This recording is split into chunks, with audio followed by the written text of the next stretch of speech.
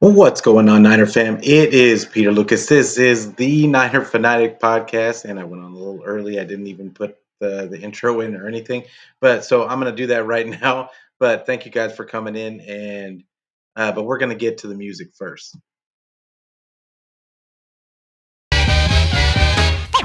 Ladies and gentlemen, I like to know.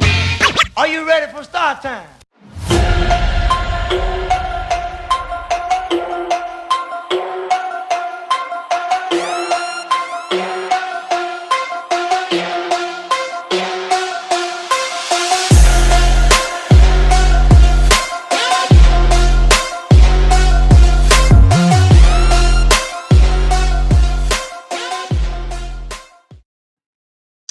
And once again, it is Peter Lucas. This is the Niner Fanatic podcast, and thank you guys for coming in. And make sure you give this video a like. Make sure that you give it a subscribe. Make sure that you hit the bell so you get the notifications for when I go live. And yeah, so 49ers had a pretty we went over it. We went over it on Sunday. I'm not gonna waste your guys' time with going over stuff about the old stuff about the loss to the Vikings. It was disappointing.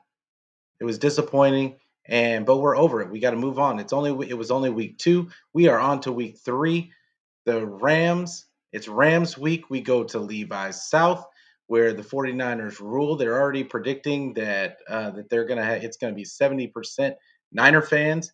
And but the real question after all the complaining and all of the mistakes that were made and the negativity over the past week from I mean really everybody it's you would swear that the sky is falling and that it wasn't just one loss, but uh, after all of it, can the 49ers rebound against a hapless Rams team that is not healthy?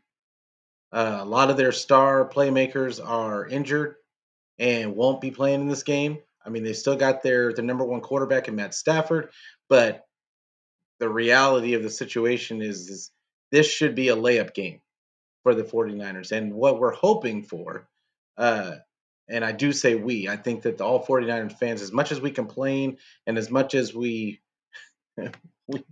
just argue with each other about what the real issue was and what the and whose fault it was, no matter no matter all of that, what we can all agree on is that we want the Niners to win this Sunday.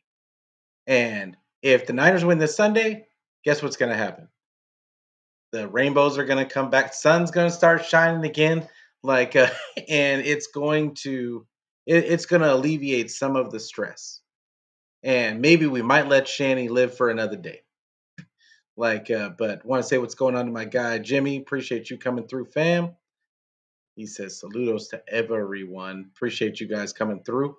And but yeah, so let's start with the injuries and for both teams.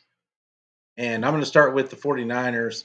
We had a couple of guys come back. Eatir Gross Matos should be back in this game. A big ad is going to be Talanoa Hufanga should be playing this game. I think I don't know if he's going to get all the snaps. I'm pretty sure they're probably going to ease him in.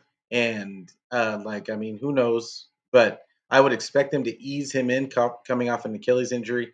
And, it should be like we're hoping that we get the Talanoa foe of old and brings the energy, brings the communication is really what I think that we're missing more than anything. I feel like on the back end, it's he was the one that was consistently communicating with the rest of the secondary, and I think that they missed that. I think they missed that leadership on in that secondary. So him coming back and just being the guy with the instincts, I think him and Jair Brown are very similar players, but I just feel like Talanoa has a little bit plays with a little bit more of an edge, a little bit more instinct, and yeah, I'm looking forward to it. I'm looking for really looking forward to it. having him back. But let's go over the reserve and injured list. Obviously, Kalia Davis not coming. Well, he's probably not going to come back until I think it was supposed to be the middle of the year. John Feliciano still out. With, well, they don't say what he's out with, but CMC out, Elijah Mitchell out, Ambry Thomas out, Ricky Pearsall's still out with, and prayers up to him. Like I'm just glad that he's okay, and that it looks like he's gonna be back sooner. He's gonna be playing sooner than later. So like, but big up to Ricky Pearsall. Also, Dre Greenlaw still out. Drake Jackson out. Uh, so that's it for the. That looks like it. That's all I see on the injured list for the 49ers. But as far as the Rams go, they have quite a laundry list as well of injuries. I think they totaled out at like 14. But Steve Avila, offensive lineman, out. Jonah Jackson, offensive lineman, out. John Johnson, safety, out. I believe he was a starter too. So that's a big hit. And I believe Steve Avila was a starter. Jonah, I'm pretty sure Jonah Jackson was too. Darian Kendrick, that one of their corners, out. Connor McDermott, offensive lineman, out. Puka Nakua, obviously one of their stars, out. Joe Noteboom, another offensive lineman, he was a starter, out. Trey Tomlinson, DB, out. Darius Williams, cornerback, out. And they've got a couple of guys I've never heard of that are probably depth pieces. KT Leviston and Laurel Murchison, defensive tackle, and an offensive lineman and a defensive tackle, respectively. So they've got quite a few. Oh, and then they got Tyler Higbee still on the pup at tight end, so he won't be playing, which is valuable veteran, another veteran weapon that they're missing. So when we're sitting here and we're looking at, and I think everybody heard what I said about how many offensive linemen that I mentioned. This should be our defensive line should be licking its chops right now. That's really should be what's happening. There is honestly, this should be one of those games where the other team just struggles to score. And likewise on the other side, the Rams have been giving up tons of yards on the ground in the run game. So this should be another game where, I mean, little baby Marshawn Lynch should be, and Jordan Mason should just be licking his chops as well. I expect a heavy dose of the run game. And I mean, that's what, you know, I say that we should be expecting this. We don't know what Shanny's going to call. And this is not a dig on Shanny. It's just that he doesn't take the obvious route. So hopefully he doesn't think too much on this, and we just get out of this game with a win. Just take the easy route, run the ball down their throat, shorten up the game. Let's get out of here with no injuries, and let's just get out with the win. It doesn't have to be spectacular. This is not college. We're not playing for style points. I would rather them just get physical, eat up the clock, and let's get out of there with minimal anything happening. That's my personal opinion. Niner Trump, appreciate you coming through. Fam, go Niners, baby. Good teams find ways to win even with injuries. I look forward to the challenge. Absolutely. But it looks like they got more injuries than we do. And to start players, we are missing Debo. We are missing Debo. We are missing CMC. That's two major weapons that will not be playing. But at the same time, they've still got Ayuk. They've still got Kittle. They've still got JP Mason, I believe, is a weapon. We can call him a weapon now. Plus, you've got Third and Jawan, who has been much more than Third and Jawan this year. I don't know if anybody noticed, but he's been playing phenomenal. route running is on point. Um, he's been a real good safety blanket for Purdy. You still got Purdy. There's a lot of reasons to be confident in this game. I think the biggest thing that makes people skeptical is two things. It's the Rams, and it's a division game, so it's always going to be kind of tough because the coaches know each other, teams know each other, everybody knows what they want to do. So, but at the same time, they don't have the players. They don't have the players, so this should be it should be a foregone conclusion. All they have to do is go in there and just be better than the other team, in my opinion. But we don't always play that way.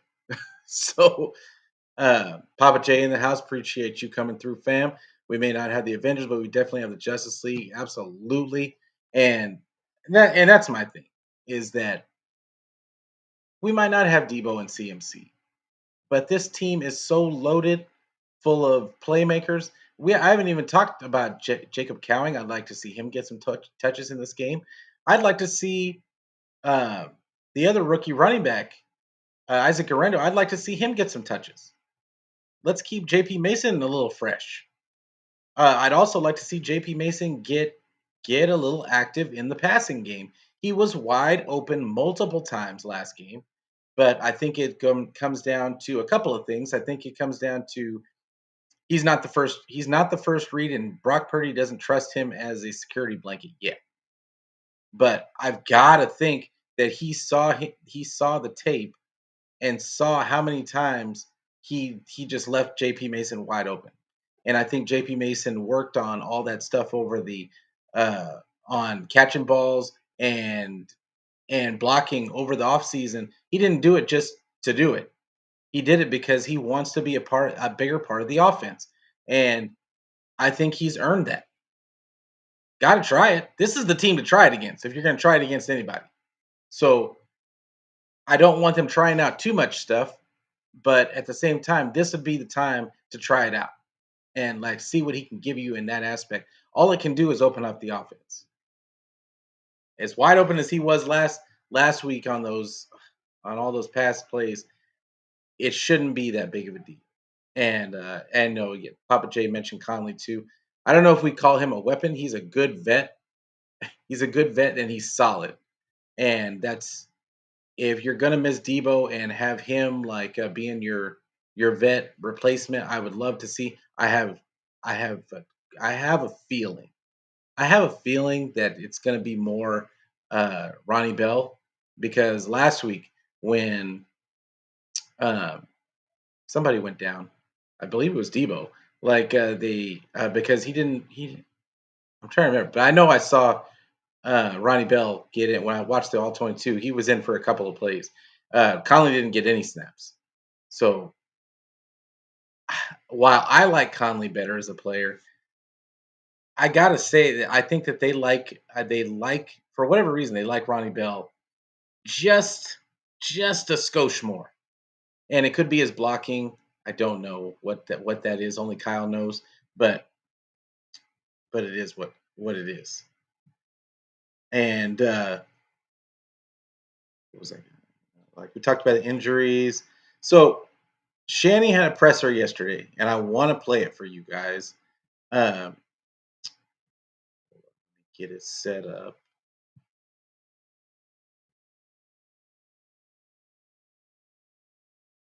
Yeah, I want to play it for you guys so we can talk about some of the things that Shanny talked about. Get it.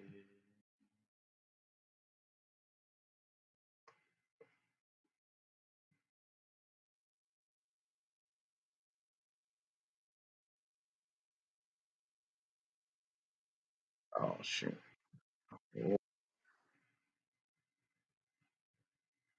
Okay. And I got it.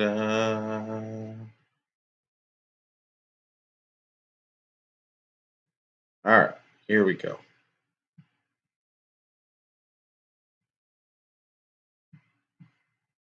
All right. So this was Shannon's presser from yesterday. Injuries for today. Debo with his calf won't practice.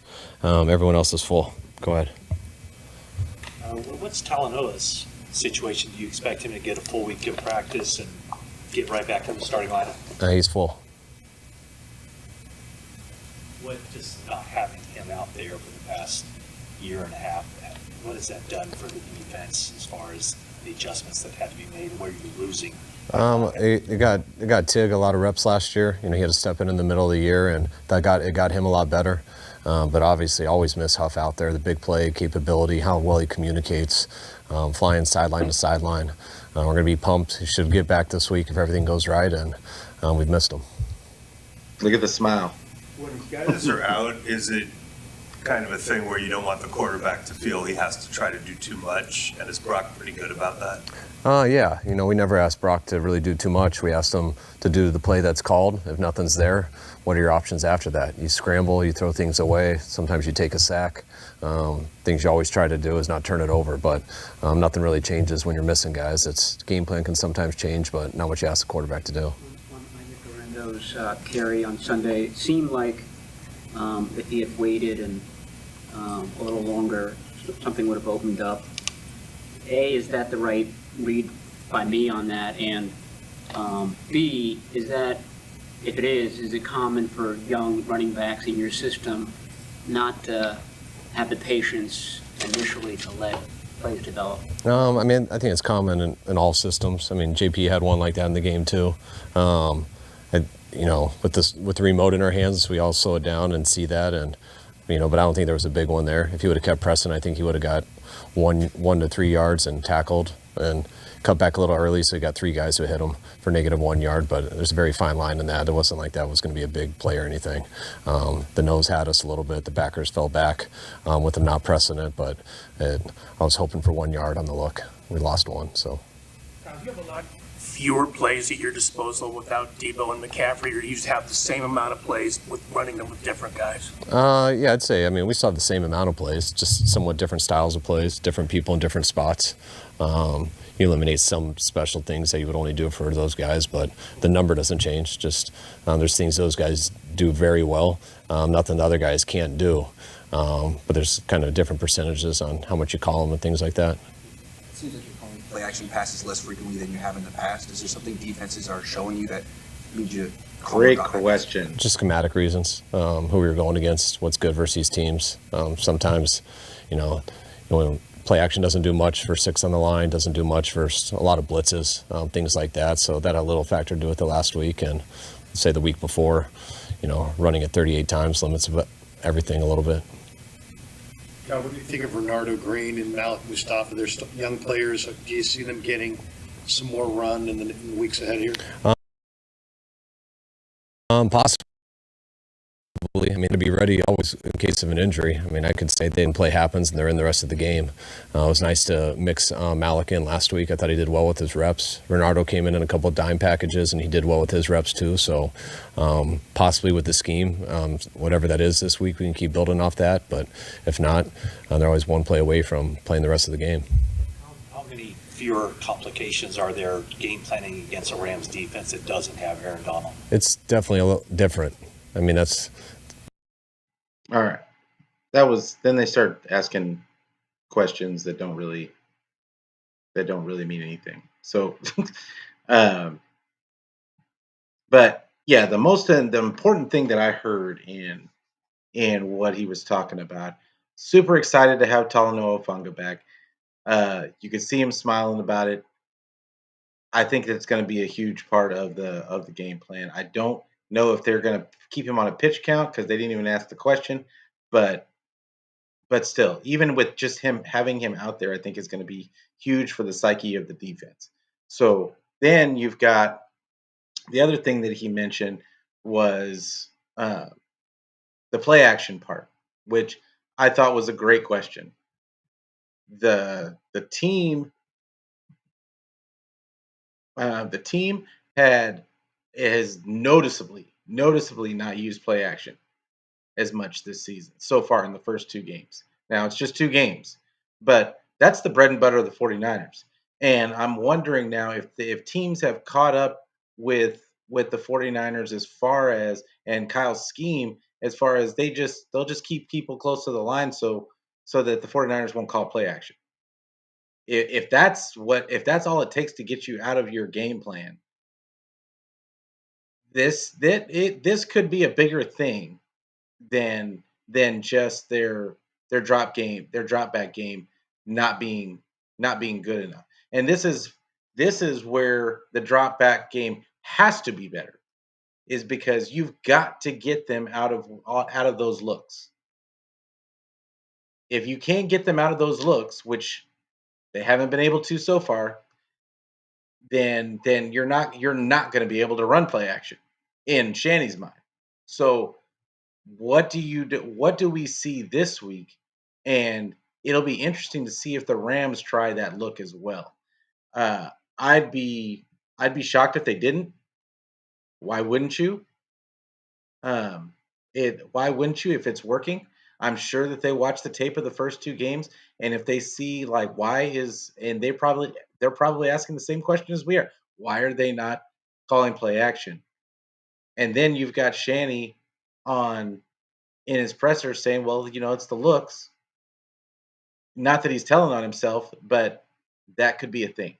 And I would hope not. I would hope it's not that easy. I would hope it's not that easy to get him out of it. But this is the thing about Shanny, and he's been here long enough for us to all know this, that the drop back game is not his strength. That's first. You would have thought by now that he would have fleshed that part of his game out. But it's still we haven't seen, and it looked like we saw a little bit of growth in game one, but then in the second game he went right back to what he's always done in the drop back game, which was kind of disheartening. I'll be honest. I would like to see some growth out of their drop back game. They've got plenty of playmakers. That's not an excuse. The offensive line, as much as people say that, oh, the offensive line is bad, Purdy was back. His dropbacks lasted more than any other quarterback in the league. Any other quarterback in the league. So that tells you right there that he's got time to throw. He's got time to throw. He's just got to make a decision and rip it. And I think that last game, you can't really go by last game entirely because he was obviously thoroughly confused. And we're going to get to his presser in a couple of seconds. He's going to talk about it a little bit, but which I thought was a glaring interview. But it just goes to show that Purdy is still a young quarterback. He still has a lot to learn. This is the pros. This isn't college.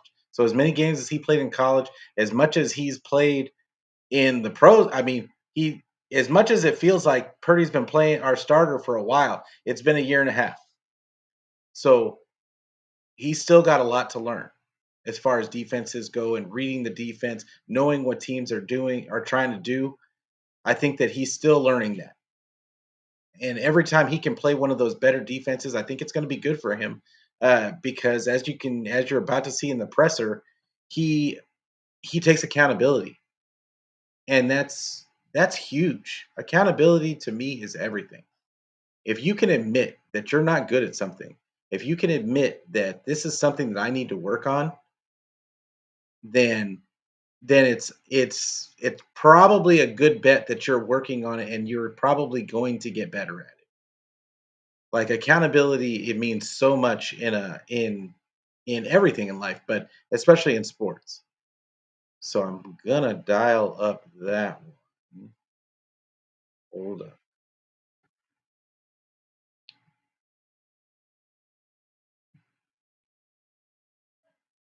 Oh, where'd it go?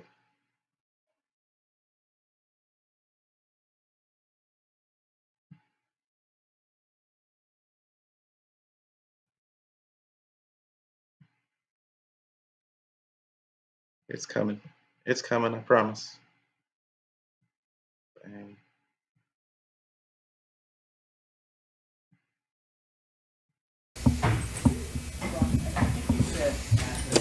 The Super Bowl that you figured the way the Chiefs played you guys, that would be a blueprint for other teams moving forward.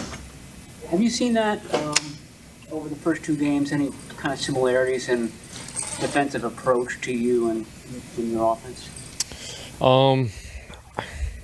Honestly, I don't think so. Just the way the Jets run their defense, they ran it that way. The way Minnesota runs their defense, they ran it that way.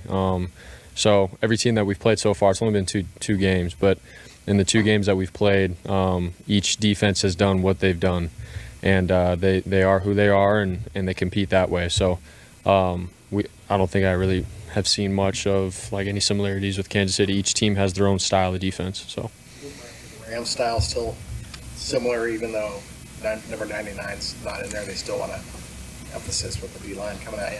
Yeah, you know, they got some young guys up there, man, that are hungry and that fly around, and they're aggressive, and so we have a lot of respect for them. And then their scheme outside of that, I think, is a little similar to how it was last year and stuff in terms of the coordinator that had left. But you know, very similar in that regard. But the guys up front still bring it. So After the game, you seem to compliment Flores' scheme a little bit.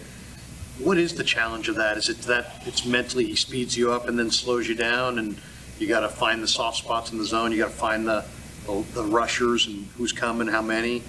What's the challenge of that defense? I mean, I just think he does a really good job of disguising some stuff and dropping guys out or whatever. And so, you know, he did a really good job with that. And so in that video, that's all I was trying to say was, you know, just give him his credit. Like, that was a good job that you did there. But nothing more than that. But like I said before in the last couple questions, with, you know, that's what they've shown on tape, and that's what they did in the game, you know, and they did a good job with that, of making it look like one thing and then making it another. And, you know, their guys are all tied together really well. And, you know, it's a bend but don't break kind of defense. And you know, they did a great job for 4 quarters of doing that. And they didn't change it up from what we saw on film. Like, they did it. And they executed really well. That was the biggest difference. So much was made of your supporting cast over the last couple of years, ad nauseum almost, but now a lot of them aren't going to be there. How do you feel going into a game with some pretty key guys not playing? Yeah, I mean, obviously, you know, it sucks not having your guys and you know, like Debo and Christian and stuff. So it's like, all right, you know, how can we figure out to get the ball to other guys and stuff? But man, we got playmakers. Like I've said that before. We got a really good scheme, great play caller, and some great players that, you know, step up in the roles and do their job really well. So for me, man, I still have to do my job in terms of my reads and my progressions, more so than I need to now change the way I think and make sure I'm getting it to this guy or that guy because a couple guys are out. It's not like that. So that's the challenge for me, is how can I continue to be better with my progressions and as a quarterback and handling situations and, you know, being as efficient as I can. Regardless of who's in. So that's where my mindset is at with this game. And, you know, obviously I'd love to have my guys back and playing with them, but, you know, that's just how it is with this game sometimes. When you watched the film from last week, did you feel like you weren't deciphering what you were seeing as quickly as you normally do? I would say so. There was a couple plays where I dropped back and you know, for me, I just wasn't on top of my progressions and getting off certain reads and holding on to the ball a little bit in certain situations and plays. And so that's where, you know, I had to be better. And you know, it's football. You're not always going to be perfect. There's some plays like that are going to happen. But for me, I think it happened more than I wanted it to. And so, you know, I had to learn from it and grow from it. So, yeah. You got Eric Sauber the ball a couple times the other day, I think. In case if George can't play this week, what's just kind of your comfort level with him and Jake specifically? Yeah, I think Sauber has done a great job just coming in and doing his job well and knowing what our offense is, where his landmarks are supposed to be as a route runner. And then in the run game, he does a great job for our guys. And so he did a great job towards the end of the game, 2-minute drill. He was right where he needed to be and caught a couple, you know, crucial catches and stuff. So, and he's got experience. He's played for a while now. So for me as a quarterback, it gives me some comfort knowing that he's been in those situations and he's willing to, you know, understand what we're trying to do and then execute in the heat of the moment. So, and then Jake Tonjes, man, just seeing his progression from even last year till now of knowing our offense and being where he needs to be. And he's a smooth route runner. He's got great hands. So I'm excited for him and his opportunity, man. He's had a great camp and whenever his number's been called upon at practice or in some preseason games, I think he's done a great job. So I'm excited for both of them. 49ers fans historically travel really well to SoFi, at times outnumbering the home fans there. Does it feel like a typical road game when you're in that environment, and does that help the offense when it comes to communication? I think we've heard that question 20 times. So we all know that the faithful travel. Appreciate you coming through, McNiner. Make sure that you follow my guy on Twitter and give him a subscribe on YouTube. Him and Colt do a really good job, on their show. So check them out. But getting back to Purdy's interview, love the accountability. Love the fact that he's just willing to say, I wasn't good. I wasn't good this day. I've got to get better. Getting through my progressions faster. Knowing exactly what he needs to work on. Not giving blanket statements as to, oh, I just got to be better. Just got to be better. He specifically had examples, and specific plays in mind that he needed to improve on, and that he was willing to speak to the public about. And that is when I say accountability, that is what I'm talking about. It wasn't just player speak. So big up to him, and I expect him to look better in this next game. I think he's going to look better. Now, something that you did talk about, and something that I didn't mention earlier in the injury report, Kittle hasn't practiced this week, and neither has Shavarius Ward. So missing those two might. I'm not going to say might. It is a big thing, because that's another weapon off the board. Now, Saubert has played solid. Sanchez in the preseason played solid, but I mean, they were playing against backups. So I'm a little more iffy just thinking about that, and only having Ayuk, only having Third and Juwan, and only having Mason. That might be a sign that they are going to just get into this game, get out of it. Let's just run the ball. Let's get out of this game as healthy as we possibly can, and go and rest our bones a little bit. But yeah, it's. But I do. I thoroughly loved his take on everything. How he just takes the questions and he gives you a detailed answer. He's not hiding from anything. He's giving you a detailed answer. So love Purdy's answers about that. I got one more video that we're gonna watch. They talked to Bosa, they talked to Warner, they talked to Ayuk today. I'm not gonna bother wasting your guys' time with the Forster and what was the other guy? And I'm losing it. It was Forster and Nick Sorensen. Wow, I can't believe I just blanked on his name. But it's there's another one on here that was an hour ago. They talked to a lot of players, but unless you guys want to see it, unless you guys want to see those, let me know in the chat if you guys want to see the Sorensen and Forster interview. But I am going to show the Fred Warner because I feel like he deserves it. He was a man amongst boys this last week, and I kind of want to hear from IU, and I'm sure that they're going to ask him some questions about. I haven't even watched this one yet, so yeah, let's listen in. Let's see. I'll bring that one up.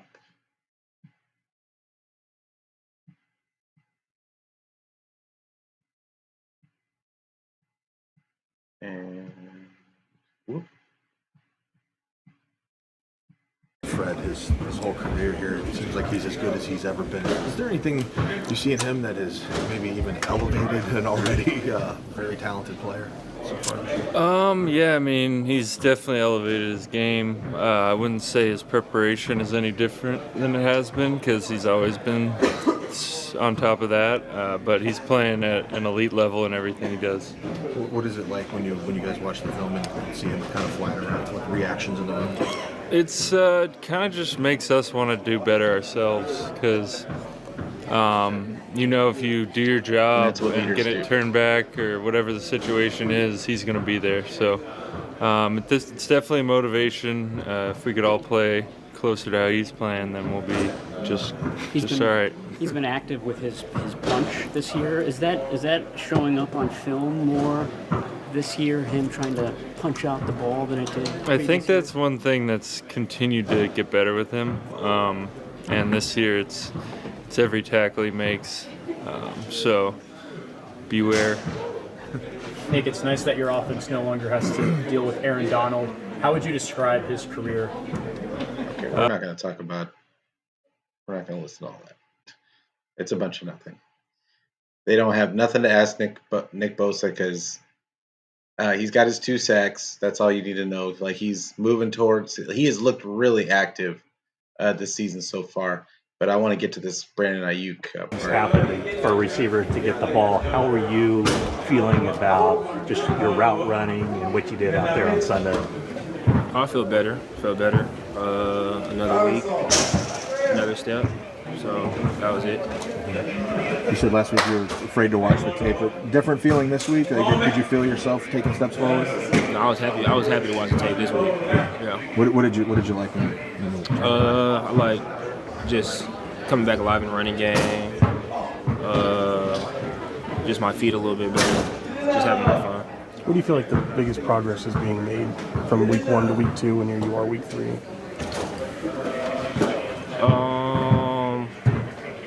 Just the feeling, just like the feeling. Hard to explain, but just the feeling of being out there again. Did you underestimate how much of a progression this would be for you? I wouldn't say underestimate, but I wouldn't say underestimate. Brandon, you obviously always want to produce, but with Devo out, Christian out, do you feel anything more like, hey, I've got to be able to step up even further now, given the situation? I'm just looking to take another step. We got another day of practice today, so looking to get better again today, tomorrow and Friday, and then just let it go on Sunday, see what happens. Does it put a little bit more on you and George with Devo and Christian out, because you guys are the guys who are the big producers that are out there on Sunday? For sure. How do you approach that? Same as I always do. Like I said, get better today, get better tomorrow, and on Friday. How was the Debo podcast experience? It was pretty cool. It was not good. To be honest, It was not good. first guest on this podcast. I don't know if anybody watched it. Feature in this? We'll see. We'll see. I want some more questions from him. I want him to take it over a little bit more. In retrospect, how did you miss in the offseason in the first game or two? Like I said, just the feeling of being on the football field, feeling of trying to motivate 10 other guys on the field, and the team on the other side as well. So just that part. What's the key? I mean, you guys were 2 of 10 on 3rd downs and 1 of 3 on 4th downs. What's the key to converting those money downs? Where you guys have done it so well in past years. I know it's only a 2-game sample size, but what do you guys have to get back to?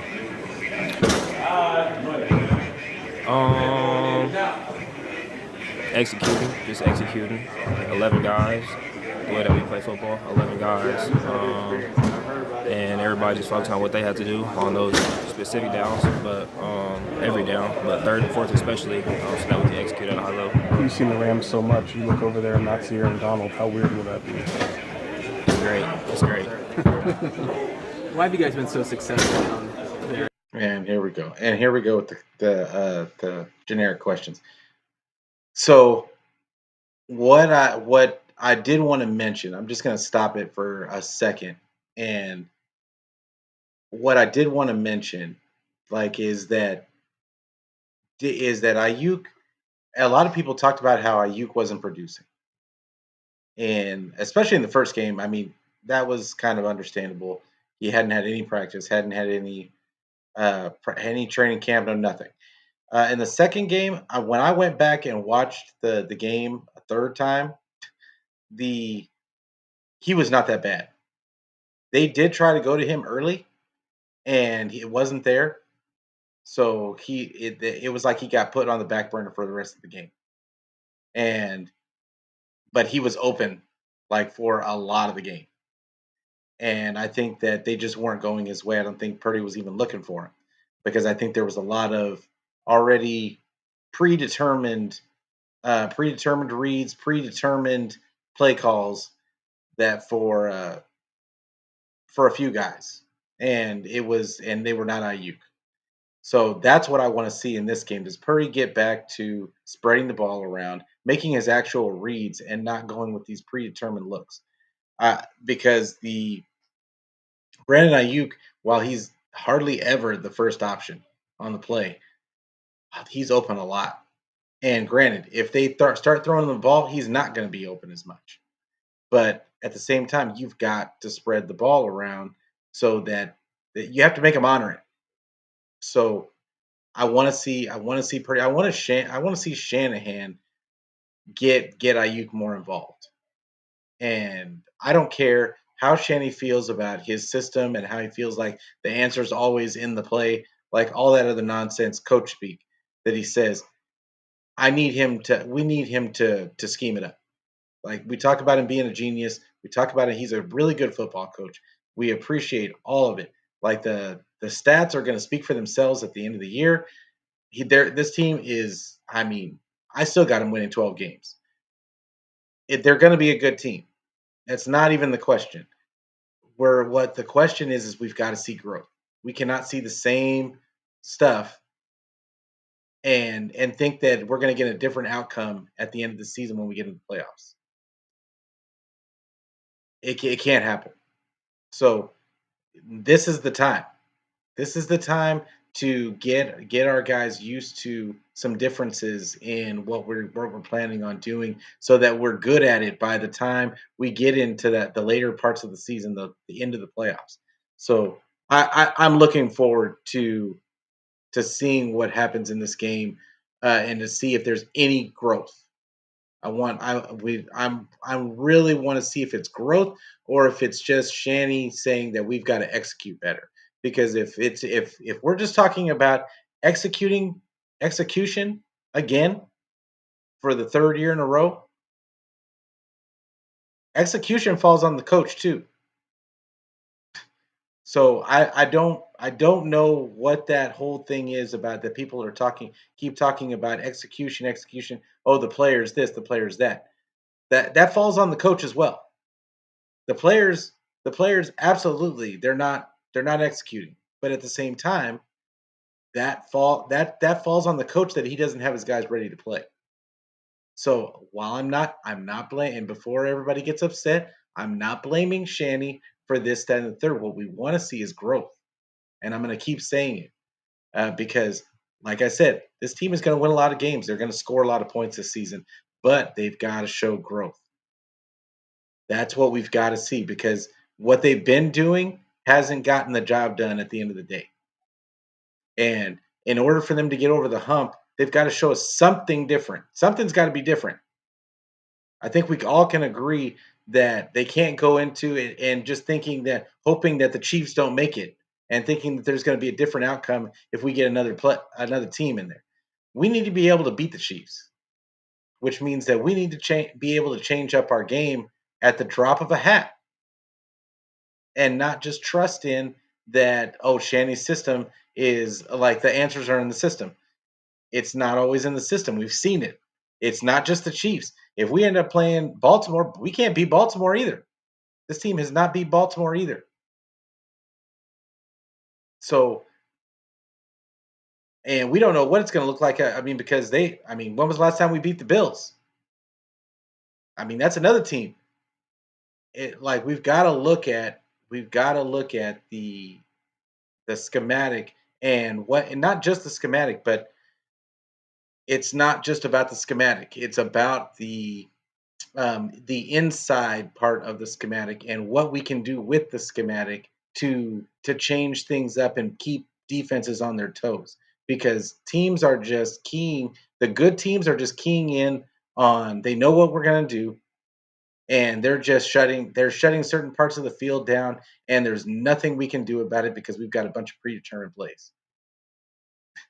So it is what it is. But oh, Mr. Throwback, appreciate you coming through, fam. Always a pleasure. And yeah, love that. Love you coming through. So I'm gonna play this part with Warner, and then we're gonna wrap it up. B.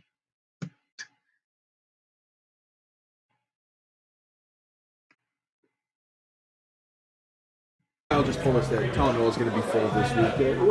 How much have you guys missed him, and what would it mean to get him back in this week? Yeah, we miss him a lot. I think even though he's a young player, his leadership ability in that room is big time. The voice that he has in the back end, calling out the checks and alerting guys, alerting even myself, is huge for me. It takes a lot off my plate, so happy to have him back out there. Don't want to drop a second, they don't want to drop a third straight. How important is that quote-unquote Levis South atmosphere? Does it actually make a difference? No, it makes a huge difference. I love our fans, the faithful. It doesn't matter where we go, they show up big time, but especially in LA. But it's the next game, one game at a time mentality, and we got a big divisional opponent we got to be ready for. You spoke on your podcast about being one of the guys that gives speeches before games. Obviously, you had a huge game in Minnesota. What's the speech going to be like in LA to get your other guys kind of on the same page as you had this past weekend? Yeah, the message always remains pretty similar. It's just about controlling what you can control, being on the details, executing at a high level, and playing with a ton of physicality. Playing with your hair on fire, and I think we're going to be riled up, ready to go. Going in there without McCaffrey and Debo, looks like it's been 50 games where they've both been off the field at the same time. I know that's not your side of the ball, but does it change anything at all going into the game for you? No, like you mentioned, offense got to take care of that. Obviously, those are two big key playmakers. I think as a team, we're going to miss them just because of the electricity and the fire that both of those players bring. But at the end of the day, we got to go out, we got to execute, we got to find a way to win. Fred, punching that ball out with a lot of ferocity. Is that from your off-season doing some boxing? And is that a technique you can teach some of these other guys? I guess that might be part of it. I think the whole punching the ball out thing is, it's all meant. First of all, it's something that you got to practice every single day to where it becomes muscle memory because things are moving too quick out there on game day. A million miles a minute, or whatever the saying is. But you got to make sure that you can slow the game down enough to where you can even think about punching the ball out instead of just trying to get a guy on the ground, right? And so I think the main part about that when I preach it to my teammates is just continuing to practice it day in and day out so where it's muscle memory, you're not even thinking about it. You made so many plays in that game, but after the game you mentioned, I believe it was, look, I could have done more. There are a couple plays I maybe I left out there. After you watch the film, you still feel the same way? 1,000%. There's always, I've yet to see anybody, especially myself, play a perfect game. There's plays I still do want back. It's about just taking it one play at a time out there. It's not going to be perfect ever. We still had a chance to win the game at the end, especially defensively, to get off the field on that last drive. That's the one that probably hurts the most. And you got to tip your cap to Sanford, taking them down there on that drive. But, it's just taking it one play at a time and making sure you leave no doubt. But Nick was saying he feels like, despite all the success you've had, he feels like you've elevated your team this year. Do you feel that way? And if so, what do you think has maybe helped you kind of take even another step? Man, I just have the utmost confidence in my abilities, and I make the plays when they're there. I'm not trying to do anything out. All right. Now, it was just a bunch of same old Fred Warner questions of how great are you? Like, yes, Fred, we know you're awesome. we know you are the best out there. So I appreciate you, Papa. It's just about growth, and it really is about that. I want to see Kyle do better. I want to see Kyle take that next step, and I think it's huge. But I love the fact that I haven't watched this video. I hadn't watched this video before the show. I was watching it the same as you guys, or seeing it for the first time, just like you guys. But the fact that he mentioned Talanoa Hufanga being that person in the back end, taking some things off of Warner's plate. That's what I took away, and just being another voice and bringing the experience, bringing the ability. Like that's a big piece. This is an all-pro piece. Now, granted, we don't know what version of Talanoa Funga is going to be out there because he's coming off a major injury, and we're hoping that he comes in at 80% of what he was. I think even 80% of what he was is better than what we had before. But at the same time, it's a huge piece just from a communication standpoint.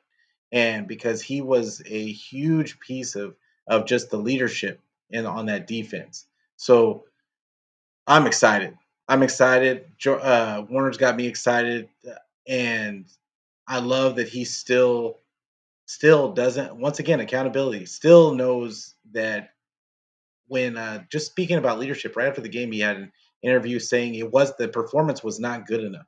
I didn't think the defense actually was that bad. They had a couple of communication issues which led to huge plays, but for the most part, I mean, they got a couple of turnovers. They were doing really well for a lot of the game, and they kept giving the ball back to the offense. The offense just couldn't do anything with it, and for that can't happen. That can't continue to happen. You can't trust a defense that is missing players and has some backups out there to be as stout as if they were full strength. That's not going to happen either. But I think they're going to get a step in the right direction, getting Talanoa Funga back out there. We're still waiting for Greenlaw to come back out there. Um, I think that this defensive line is going to get another chance to prove that it can hold the run. I think they got a little worn down by the end of the game on last Sunday, but yeah, I think that it's. Oh, what's going on, TL, my guy? Make sure you check out the Faithfully podcast with my guy TL and follow him on Twitter. What's going on, bro? Appreciate you coming through. But yeah, I think that when as we're talking about this, and notice, I want you to notice something about the things that I'm saying, and I want to make it clear. Everything that I'm saying is constructive. These are things that we'd like to see from these guys because it's all about improving, whether it be sports, life, whatever. We're always supposed to be striving to improve what we do. We should be better every day. And that's what I like hearing from. We heard it from Purdy, we heard it from Warner, and that's leadership. That's leadership. But I would be remiss not to say the same about when we're talking about all these things. I wouldn't be doing you guys a service if I just went out here, threw these interviews out there and said, "Oh yeah, 49ers going to win, going away," then and not point out the things that could go wrong. There's glaring things on this 49er team that can go wrong on any given Sunday. And what I continue to push forward is that we just want to see the growth in that aspect, then getting rid of those same old things, the same old things that they get caught up in, and they get what's the word for it? Um, but they get caught like the obviously teams are catching up to some of these offensive things. And it's up to the 49ers to grow. Shannon's talked about it 100 times about how if you don't improve, if you don't evolve, then this league is going to catch up to you and it's going to humble you very quickly. So let's take our own advice. That's all. That's all is like we got to evolve. And I say all this to say because I want Shanny to be the one. I want him to be the one because he built this team back up from nothing. And he has built this culture. I love this culture, love the players on this team. I want to see them succeed and I want to see them get over the mountain so we can celebrate them like the champions that I think that they are. I think that they're right there. And we know that they're right there. They've been to the top of the mountain. They just need to get to the. They just need to hop over the fence and get to the other side. And so that's what we're looking for as far as the growth. But oh yeah, absolutely, Tio. Always, bro. Uh, oh, Rick Diaz in the house. Appreciate you coming through, fam. What's going on? Like I said, they'll be ready for Sunday's game. We shall see. Yeah, like I mean, we just want them to be ready. And speaking of Talanoa Fungi, I saw that there was another interview.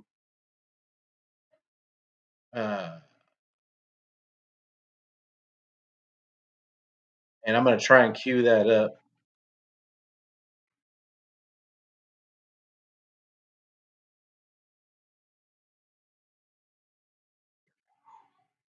All right.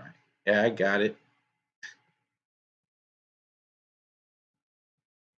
Here. Oh.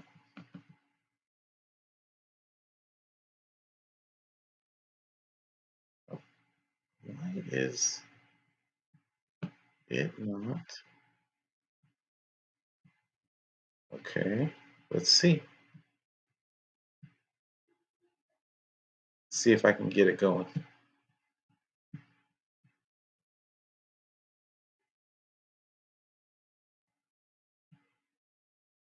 There we go. We got it. To be back out here after a long-awaited, moment to get here. Definitely. I'm just super excited, super blessed. First and foremost, just all praise to God just getting me back on the field, and got great teammates, support, and great staff that's really helped me through a lot of this process for sure. I've been here the whole time. Usually I like to go down to San Diego and be with Troy, but this was a different time period for myself, and so being back with some great people, it's been amazing. Nick Sorensen was saying that you can actually get better through mental reps when you don't play for a long time if you really take it seriously. Do you think that you've become a better player even while not playing all this time because you've been so mentally into it? Definitely. It's crazy because the part of this process is the volume aspect. You can never put too much volume early on, so there's not a lot of running aspect to it. So a lot of it was just me watching film. And so I pride myself on watching film already, but on top of that, I watched hours and hours of film and really just correcting my mistakes. I think Troy really set it up for me, and my coaches, specifically DB. He's like, go and pinpoint everything. And I went back and watched all of my good plays, bad plays, mediocre plays, and really just detailed out everything because there's so much more to learn. There's so much more being a sponge and just absorbing all this knowledge that they have. And so it's been good, though. How's the head and shoulders? The head and shoulders is not in the works because I'm a Bath and Body Works guy, and so Bath and Body Works, shout out to them. So it's good.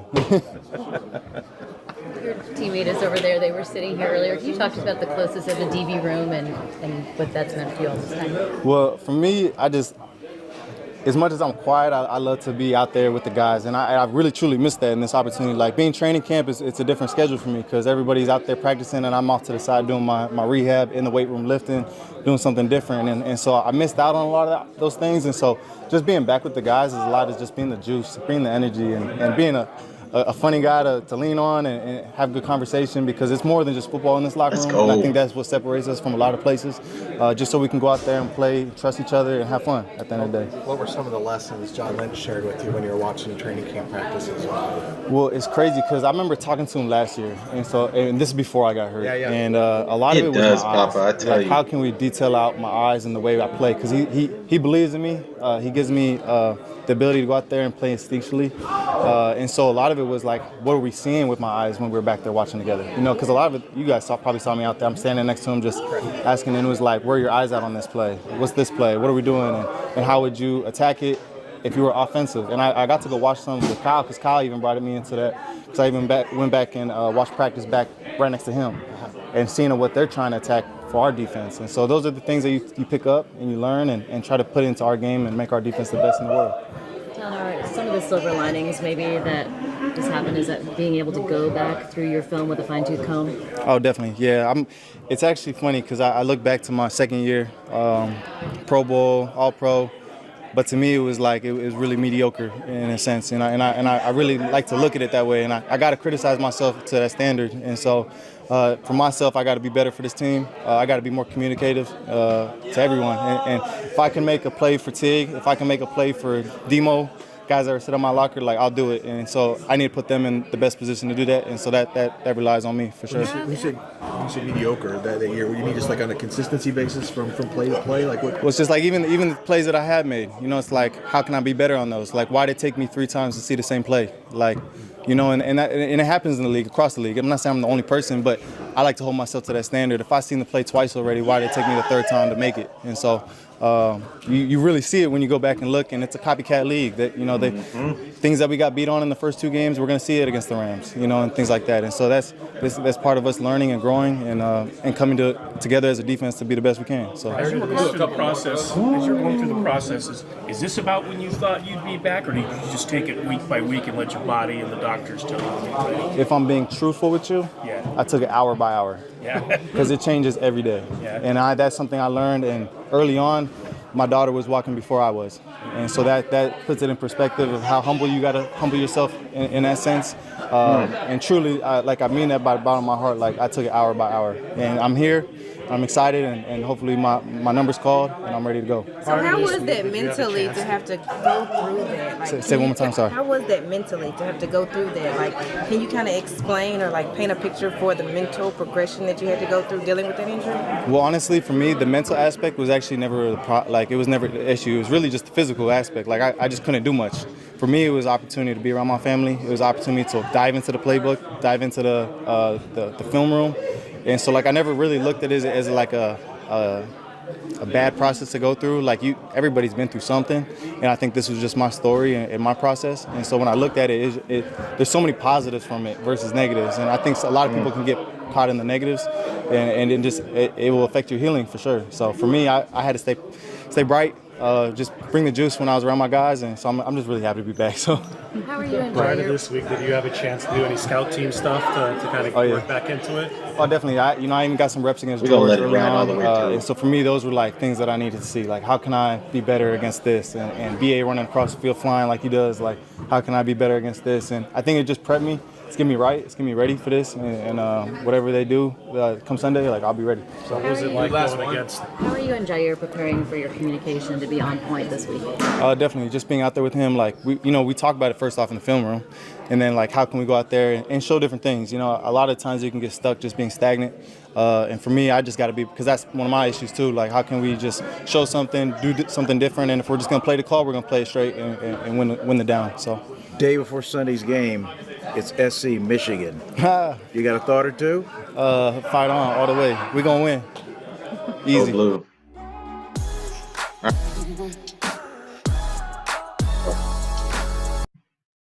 All right.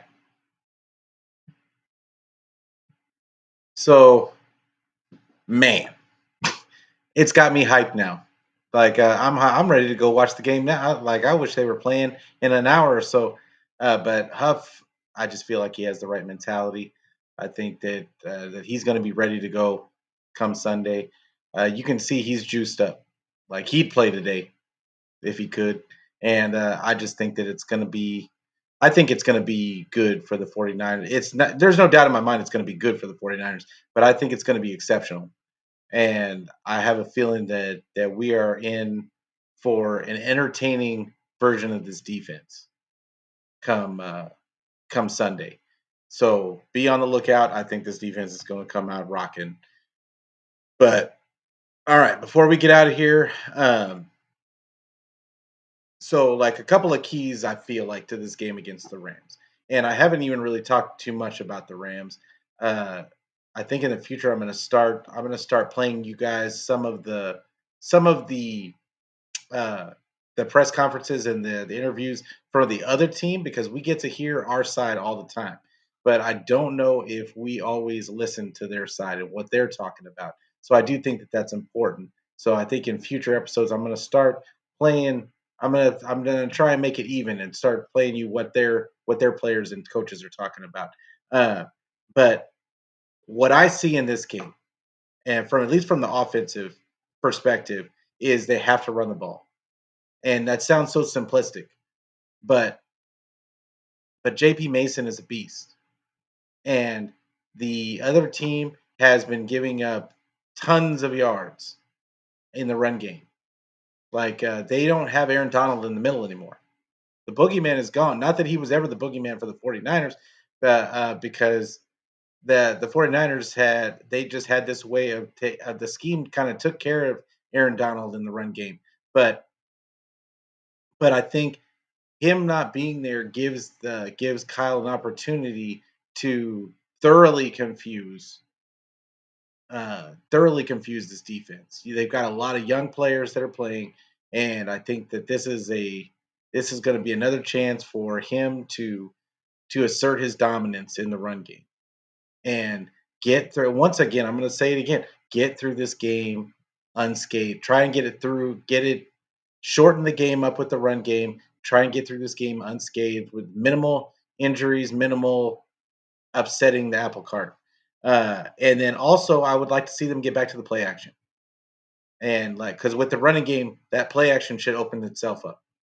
And that means getting BA involved, I mean, I haven't heard anybody talk about Jacob Cowing, but I'd like to see him get involved with Debo being out. And if Kittle's out, definitely. I would definitely like to see I don't know that, because this is the thing. If Kittle in this game where the other team is so injured, it would not surprise me in the least if Kittle just sits out this game. It would not surprise me in the least if Shavarius Ward sits this game out, which may even up the playing field a little bit, but they still got more than enough. And but I would like to see Cowan get involved. I think he has the speed to do some things in this offense, and I just want to see it. I'm being selfish. I just want to see it. I don't even know if it's a part of if Shanny's even thinking about putting it in the game plan, but I just want to see it as a fan. And on defensively, we talk about. I mean, Talanoa Huff just talked about it. Communication. Warner talked about it. Communication. Just making sure that we're communicating on both sides. And I think having Huff on the field is going to help tremendously with that. Because, like Warner said, it takes a lot off of his plate. He doesn't have to communicate to everyone. He's just got to communicate to his front guys, his front seven, and Huff's got the back end. If that's the case, that's gonna spell trouble. Give me trouble. Like it's coming, and I feel like this defense should dominate. I feel like they should dominate, even if Shavarius Ward doesn't play. You still got Demo out there. I think Yadam has been solid. I know people are starting to get on his, but he's still learning as well this system, and I think the communication aspect. I think there was a lot of miscommunication on the back end last game. I think that's going to be shored up with having Huff out there, and so I'm looking for this defense to dominate. I wanted to see them dominate. I think that they can. There's not much that Matt Stafford can do by himself. And how healthy is Matt Stafford? Because the rumor is that his on that same throwing elbow is still bothering him. So if he's not 100%, his offense definitely isn't 100%. He doesn't have any real healthy receivers. Watch out. They do have one guy that I've been watching and I have liked since preseason. What's his name? But he played, I think he's from Texas. Jordan Whittington. Everybody's been calling him their Jawan Jennings. I mean, he's 6'1", 202, but he plays a lot bigger than that. And real physical, really good blocker. I like him out there. They're still going to have Demarcus Robinson. It's those vets that get out there that you never know.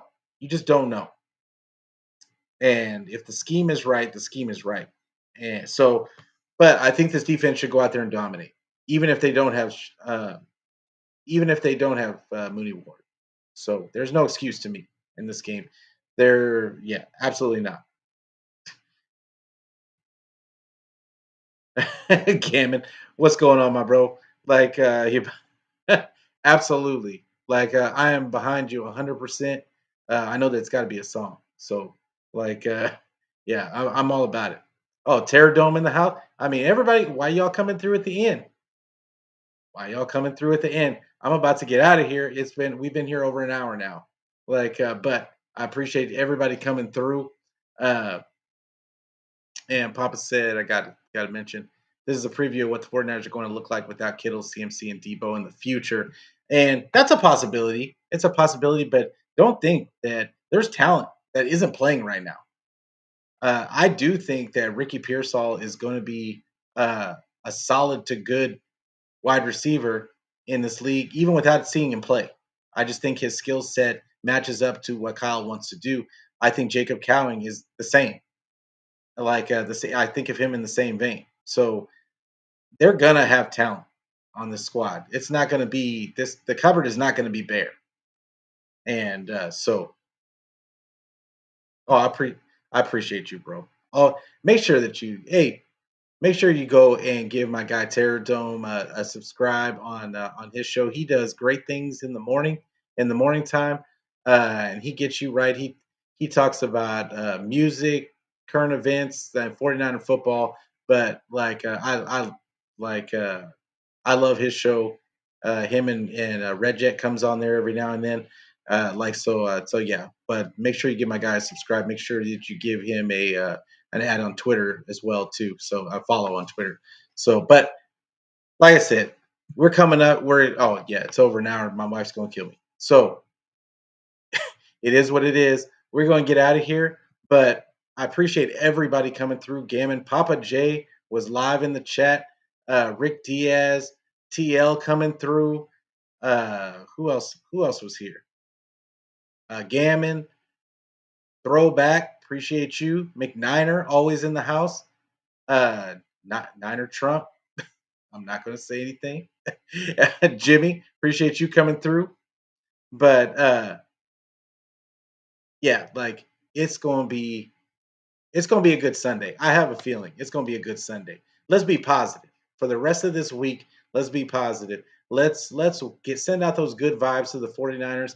They are. I have a feeling sunshine and rainbows is over the horizon, and we're going to get a chance to talk our stuff all week. So absolutely, McNiner. Let's fucking go 49ers. I'm saying that I cussed. Yes, I did.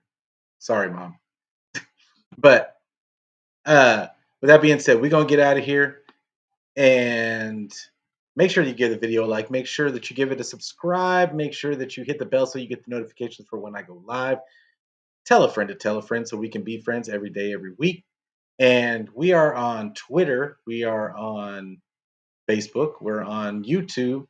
We are on Twitch. And somebody's going to end up having to tell me, but I think we were on Instagram as well, if I did it correctly. So, but that's coming. If it didn't work this time, it's going to work next time. So take a look over there as well. But I appreciate everybody coming out. I will see you guys this Sunday after the game. I will be doing a live right after the game. Probably about an hour after the game because I want to get all the interviews and that stuff together for you. But with that being said, you guys have a good rest of your week. Have a good weekend. Hug your family and friends. And as always, go Niners.